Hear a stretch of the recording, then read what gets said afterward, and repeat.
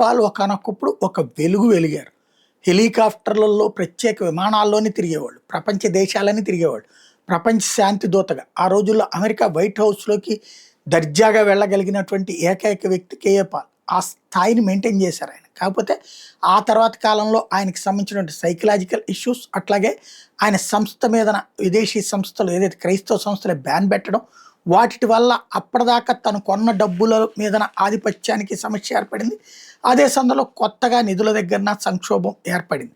ఇప్పుడు హెలికాప్టర్లు లేకపోతే విమానాలకి సంబంధించి ప్రత్యేక విమానాలు పక్కెళ్ళి ఉందాంతో అడ్జస్ట్ చేసుకుంటూ ఉన్నారు.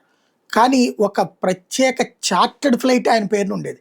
ఆ చార్టర్డ్ ఫ్లైట్ ఈ సంక్షోభానికి ముందు ఆయన ఫేస్ చేసే సంక్షోభానికి ముందు ఒక దేశంలో ఆపటం, అక్కడ దానికి పార్కింగ్‌కి అయిన ఖర్చుతో చివరికి ఆ విమానాన్ని వేలం వేసుకునే పరిస్థితి రావటం అన్నది చూసాం. ఇప్పుడు ఇదంతా ఎందుకు చెప్పాల్సొస్తుందంటే తాజాగా నాగపూర్ మహారాష్ట్రలో నాగపూర్ అంతర్జాతీయ ఎయిర్‌పోర్ట్‌లో బోయింగ్ 720 విమానం సాంకేతిక లోపం కారణంగా 1991 జూలై 21 ఎమర్జెన్సీ ల్యాండింగ్ అయింది.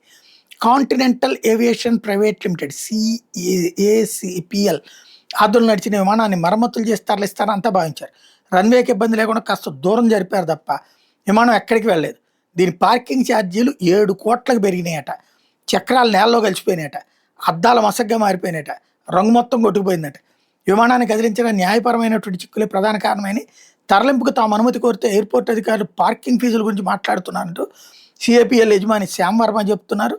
ఎమర్జెన్సీ ల్యాండింగ్ తర్వాత విమానాన్ని గాలికి వదిలేశారన్నటువంటిదే అధికారుల వాదన.